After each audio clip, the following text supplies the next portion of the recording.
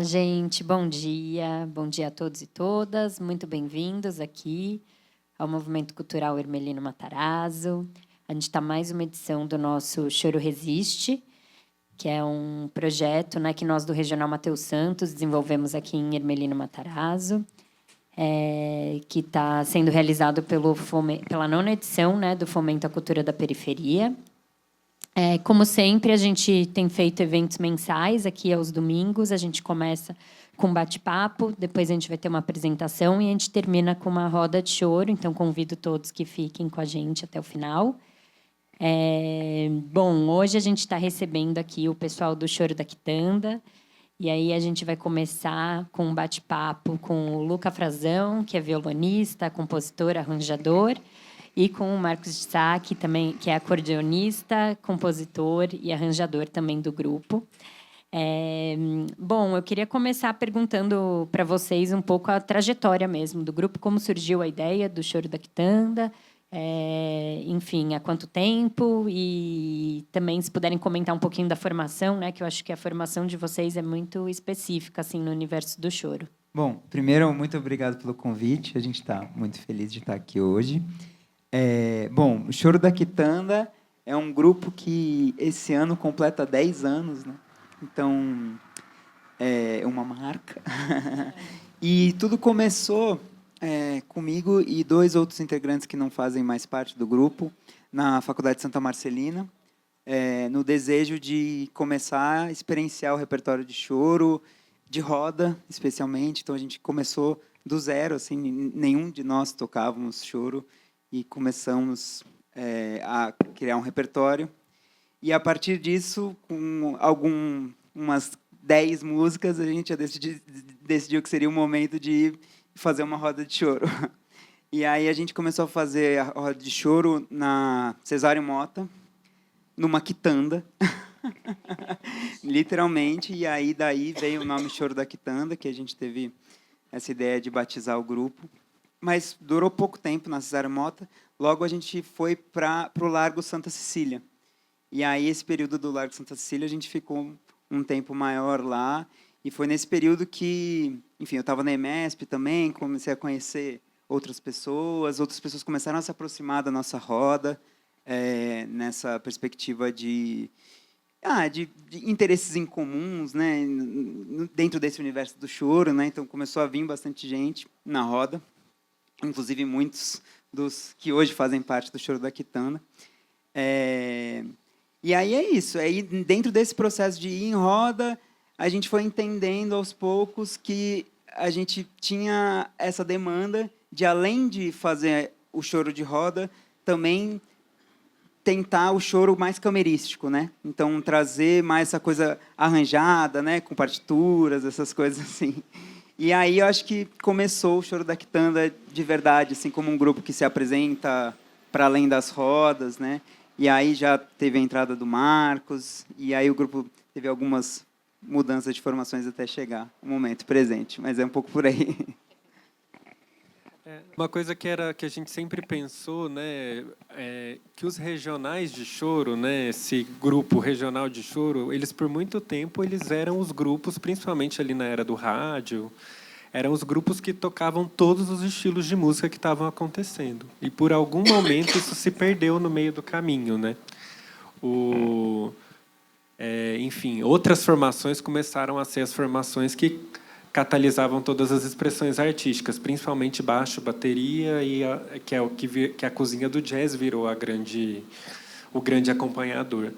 E a gente, em algum momento, começou a pensar que o choro não deveria se resignar e também deveria ser um catalisador de todos os movimentos artísticos, né? Então, acho que essa parte de ensaiar, propor arranjo, experimentar, também vinha desse desejo do regional ser um grupo que tocava outros gêneros ou dialogava com outras tradições de música instrumental. E é um pouco daí que veio também a ideia do nosso primeiro disco, né? Que foi... Pode seguir falando do primeiro disco, então, de vocês.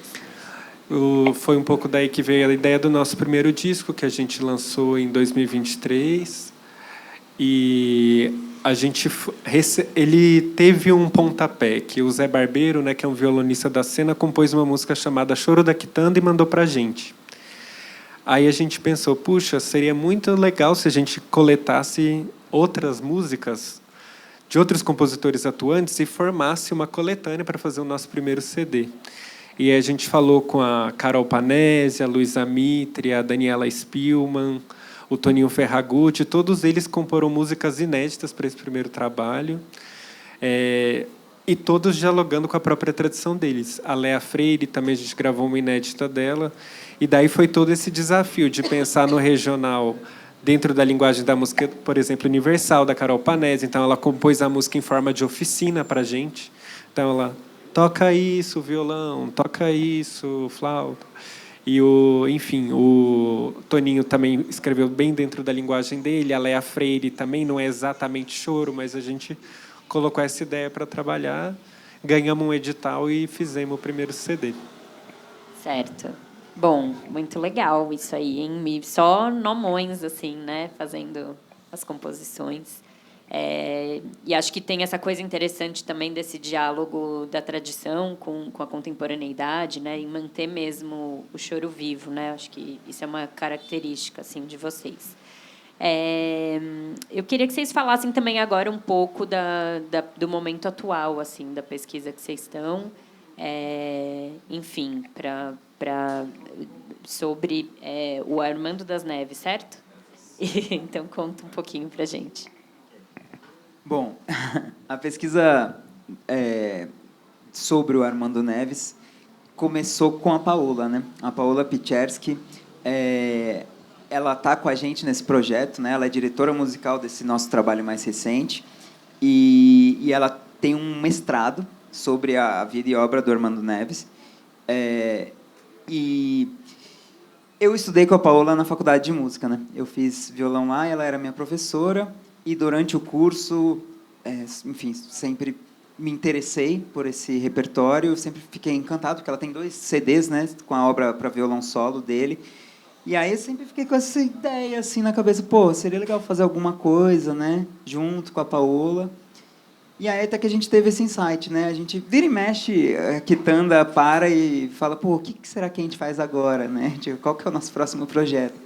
E aí eu lembrei disso, eu levei para o grupo falou, nossa, acho que pode ser bem legal, né? E aí eu levei para a Paola, né? Falei, Paola, e se a gente pegasse essa obra do Armando Neves, que ela é feita originalmente para violão solo, e fizesse arranjos para regional? Então, ampliasse, né? Passasse das 6 cordas do violão para os 6 integrantes da Quitanda. E ela ficou, pô, claro, sim, vamos fazer e tal. E a gente começou, né? Começou a fazer os arranjos. E aí tivemos também a sorte, de novo, de ser contemplado num edital. E o mais legal de tudo foi que, durante esse aprofundamento, né, na obra e na vida do Armando Neves, a gente foi aprendendo sobre ele e ficando cada vez mais encantado, porque, além das músicas maravilhosas, né, que é um repertório realmente muito especial de violão, ele também é um cara que tem muitas histórias, né?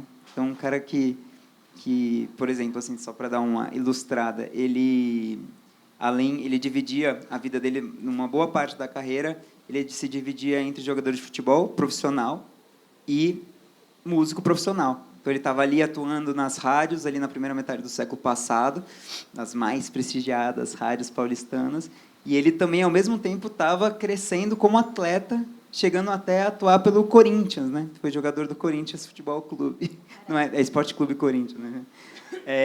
Então, é um cara que tem uma carreira de destaque mesmo, tanto na música quanto no futebol. E só isso já é uma coisa muito interessante, né? Enfim, tudo que se desdobra a partir dessa vida dupla. Sim. Eu achei 2 coisas curiosas assim no pouco que eu li. Primeiro, eu achei muito bacana vocês estarem explorando mesmo um músico de São Paulo, né? Acho que quando a gente pensa choro, tem muito esse imaginário carioca. Então, a gente também conhecer um pouco o que foi a história do choro aqui em São Paulo, acho que sempre é muito rico. E uma questão que eu converso com alguns amigos é essa questão também desse lugar do músico que eu sinto que hoje em dia é mais comum essa coisa do músico ser uma profissão e ser a sua vida ser só ser músico, né? Pelo que eu li dele, ele foi funcionário público, ele foi... Então, na verdade, ser músico era só mais uma coisa numa vida de uma pessoa, assim, né? Não era tipo o ofício exatamente, né? Não era exatamente um ofício. Eu achei isso muito, muito interessante. Mas eu queria que vocês compartilhassem também como que foi para arranjar assim essas músicas, se isso foi um desafio, como que vocês pensam assim sobre arranjo. Vou falar qualquer coisa, o Luca me complementa. Para fazer esses arranjos, a gente pensou primeiro... Enfim, essa ideia de jogar para a formação do regional é uma ideia que está viva nos regionais, né? Porque o Jacó do Bandolim também pegou a obra solo do Ernesto Nazaré e colocou na roda, né? E isso faz com que mais instrumentos, mais instrumentistas consigam ter acesso à obra, e isso ajuda a difusão de outra forma. Então, isso era um pouco o mote do trabalho e dos arranjos. De outro lado, o nosso grupo tem pessoas com formações muito diferentes. Então, por exemplo, o nosso clarinetista, o Bruno Vogler, é professor de arranjos de sopros na EMESP. Então, e ele é uma pessoa que dialoga com a música contemporânea. Então, a nossa ideia foi que esses arranjos não ficassem restritos a uma linguagem específica. Eles estavam super abertos às possibilidades de diálogo. E, além de arranjos do grupo, também tem arranjo meu, do Luca, a gente pensou em convidar pessoas que a gente gostava de trabalhar e admirava o trabalho para fazerem arranjos também. Então, tem um arranjo da Andréa dos Guimarães, que é uma cantora e pianista de Minas, da Luísa Mitre, também professora em Minas, pianista, e da Carol Panese. Então, a gente conseguiu... a nossa ideia, a gente acha que conseguiu, né, pegar um repertório que nasce do violão solo, mas que os arranjos fossem uma forma de conectar esse repertório com o que acontece hoje, com o movimento cultural no geral, por meio dos arranjos também, né? Acho que isso estava presente assim na ideia de manter o choro vivo, ainda que prestando uma homenagem a uma música tão importante. Isso é muito legal, né? De conseguir trazer esse frescor, né? Trazer uma abordagem. E eu acho que, na verdade, uma das coisas mais legais desse trabalho é essas diferentes abordagens, né? Em relação a esse material. Porque o material, de alguma forma, ele é uniforme, né? Acho que o Armando Neves ele tem uma linguagem estabelecida, você consegue sentir uma coerência assim, né, na obra dele. É legal ver como cada um de nós pegou esse material que tem uma coerência e levou para um canto, assim, né? Então, o Bruno foi para um lugar, né? Ele pegou o Mafuá, que é a peça mais famosa, fez usando uns compassos diferentes, né? O Marcos colocou ali uma coisa meio trilha sonora. Ele pode explicar melhor, se ele quiser. Mas, enfim, cada um foi usando as suas coisas e as arranjadoras também fizeram, cada um ao seu estilo, né? Coisas muito... Cada um foi para um lado. Eu acho que isso é muito interessante do trabalho, essa heterogeneidade, assim. Legal. Todos no grupo arranjam? Não. Ah, tá. São vocês três, né? Pelo que vocês falaram. E aí tem esses arranjos de fora. Por enquanto. Boa. Mas tem... A gente arranjou nessa perspectiva de escrever as partituras, mas... Um detalhe sobre o Choro da Quitanda. Coisas nos ensaios. Exato, a gente é um grupo que ensaia toda semana. Talvez a gente esteja em extinção, mas isso é uma característica assim que a gente nunca abriu mão. Então vem muita coisa. Depois a gente pega a partitura, já virou muita coisa, já mudou, né? Isso vem dos insights de todo mundo, né? Ah, que bom. Uma pergunta que eu costumo fazer para quem vem aqui, assim, como vocês enxergam os desafios mesmo de fazer esse tipo de música hoje em dia, assim, com todas as questões da mídia, dos streamings e, enfim, da grande mídia mesmo, do que tem sido consumido, né, das músicas que são mais consumidas e meio que manter o choro vivo, ou manter essa linguagem. Qual é o sentido para vocês hoje de seguir fazendo choro? Eu acho que é tanto o sentido quanto os desafios mesmo, né? Como que vocês conseguem achar caminhos? Acho que uma das respostas que eu já senti do que vocês falaram e do que eu penso também Esse lance dos editais, eu sinto, né, que a gente ter fomento público para esse tipo de música faz muita diferença, assim, para a gente conseguir seguir. Mas queria ouvir de vocês, assim, o que impulsiona vocês e quais são os maiores desafios para continuar.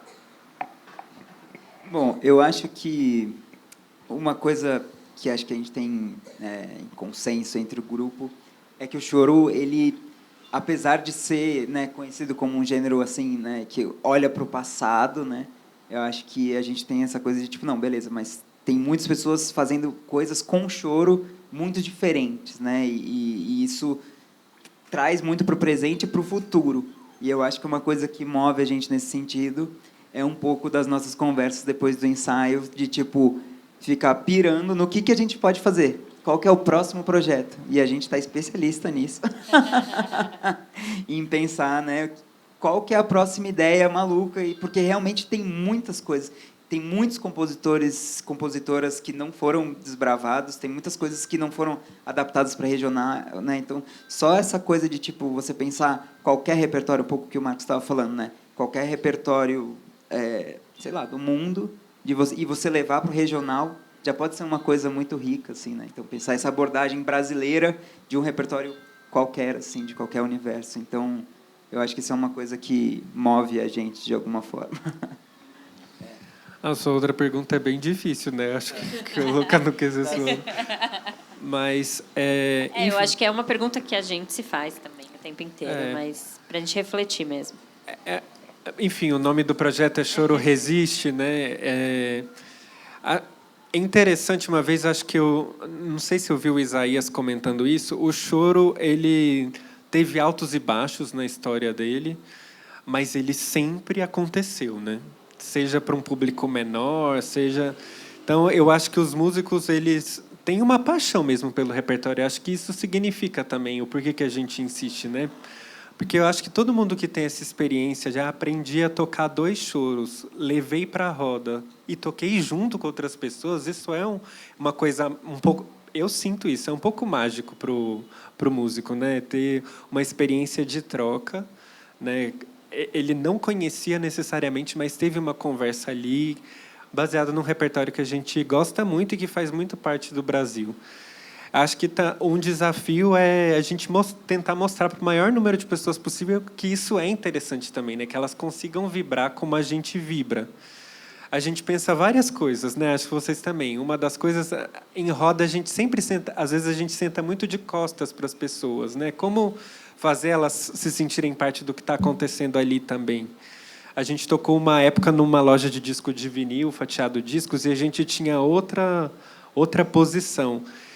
E a gente pensava muito sobre isso, porque às vezes a gente estava lá, tocava alto, porque era muita barulheira, mas às vezes a gente tocava uma valsa e as pessoas abaixavam a voz para ouvir o que estava acontecendo, né? Então, enfim, acho que o choro ele pode permitir muitas formas de contato. A gente usa bastante os editais, que eles viabilizam muita coisa. A gente também pensa em formas de comunicação que cheguem. O Armando Neves, por exemplo, é uma pessoa que tem nos ajudado a chegar em pessoas novas, né? Ele era o jogador do Corinthians. Essa história acaba interessando para mais pessoas.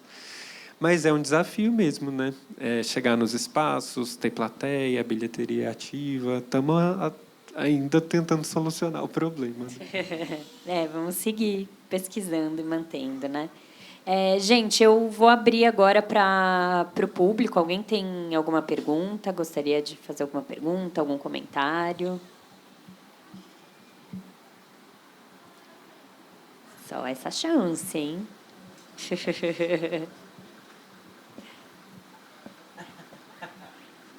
Bom, então eu acho que eu ia ver se vocês querem acrescentar mais alguma coisa que não foi dito, senão eu já ia encaminhando para a gente ouvir um pouco desse som.